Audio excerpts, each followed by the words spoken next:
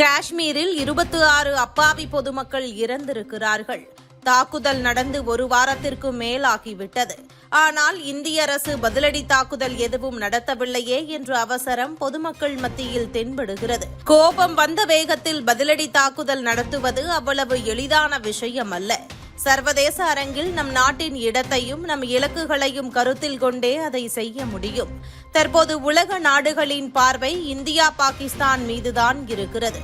இந்தியாவின் ஒவ்வொரு மூவ்களையும் கண்காணித்து வருகிறது உலக வல்லரசு நாடுகள். இப்படிப்பட்ட நேரத்தில் பிரதமர் மோடியின் ஒவ்வொரு முடிவுகளும் உலகம் முழுவதும் கவனத்தை ஈர்த்து வருகிறது. இந்த நிலையில்தான் தற்போது பிரதமர் மோடி எடுத்திருக்கும் முடிவு ஒன்றுதான் இந்தியாவின் மொத்த உளவுத்துறை பாதுகாப்புத்துறையின் நரம்புகளுக்கும் புதிய உத்வேகத்தை பாய்ச்சி உள்ளது.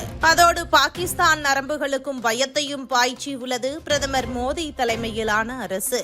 பிரதமர் மோடி தலைமையில் நடந்த பாதுகாப்பு விவகாரங்களுக்கான மத்திய அமைச்சரவை கூட்டத்திற்கு பிறகு தேசிய பாதுகாப்பு ஆலோசனை குழு மாற்றியமைக்கப்பட்டது. பாதுகாப்புக்கான அமைச்சரவை கூட்டத்தை தொடர்ந்து தேசிய பாதுகாப்பு ஆலோசனை குழு அதிரடியாக மாற்றியமைக்கப்பட்டது. இந்த குழு கடந்த 1998 உருவாக்கப்பட்டது. இந்த குழுவின் புதிய தலைவராக அலோக் ஜோஷி நியமிக்கப்பட்டிருக்கிறார். இவர் உளவு அமைப்பான ரா அமைப்பின் தலைவராக இருந்தவர். இவரின் தலைமையின் கீழ்தான் ரா அமைப்பு கடுமையான பலம் பெற்றது. IPS அதிகாரியாக இருந்தவர்தான் இவர்.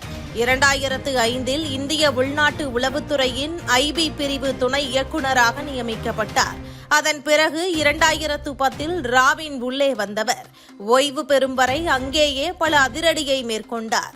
இவரின் தொடர் அதிரடிகள் காரணமாக ஸ்பெஷல் அதிகாரியாக ராவிற்குள் வந்தவர் சில வருடங்களில் அதன் இயக்குநராக உயர்வு பெற்று ஓய்வு பெறும் வரை அங்கேயே இருந்தார். 2015 வரை அங்கேயே இருந்தவர். அதன் பிறகு பல கௌரவ பொறுப்புகள், அரசுக்கு ஆலோசனைகள், பிரதமர் அலுவலகத்திற்கு பாதுகாப்பு ஆலோசனைகளை வழங்கி இருக்கிறார். இந்த அலோக் ஜோஷியை தான் மீண்டும் வரவழைத்திருக்கிறார் மோடி. தேசிய பாதுகாப்பு ஆலோசனை போர்டின் புதிய தலைவர் இவர். அதோடு இந்த குழுவில் புதிதாக 7 உறுப்பினர்கள் இந்த முறை நியமிக்கப்பட்டுள்ளனர். பல துறை வல்லுநர்கள் உள்ளே கொண்டுவரப்பட்டுள்ளனர். ராணுவத்திலிருந்து ஓய்வு பெற்ற 3 ஜாம்பவான்கள், 2 ஓய்வு பெற்ற IPS அதிகாரிகள், 1 ஓய்வு பெற்ற IFS அதிகாரி இந்த குழுவில் நியமிக்கப்பட்டுள்ளார். பாதுகாப்புத்துறை, உளவுத்துறை, வெளியுறவுத்துறை என்று 3 துறைகளின் பலத்தை ஒரே இடத்தில் கொண்டுவரும் விதமாக இந்த குழு உருவாக்கப்பட்டுள்ளது. தற்போதுள்ள சூழ்நிலையில் இந்தியா தனது தேசிய பாதுகாப்பு கட்டமைப்பை வலுப்படுத்துவதில் கவனம் செலுத்தி வருகிறது.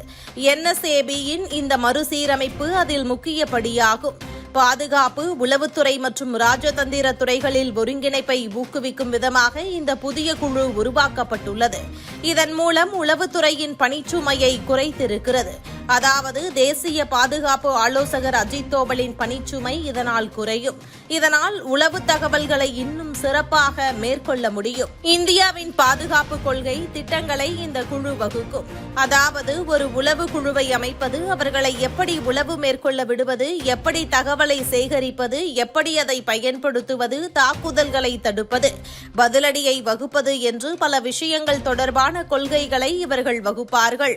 பாகிஸ்தான், சீனாவிடமிருந்து அழுத்தங்கள் அதிகரிக்கும் நிலையில் இந்த குழுவின் செயல்பாடு முக்கியமாகும். இந்த குழு சைபர் பாதுகாப்பு, சைபர் போர், டெக்னிக்கல் போர் முறைகள், AI போர் முறைகள் என்று பல விஷயங்களை ஆய்வு செய்யும் என்பது குறிப்பிடத்தக்கது.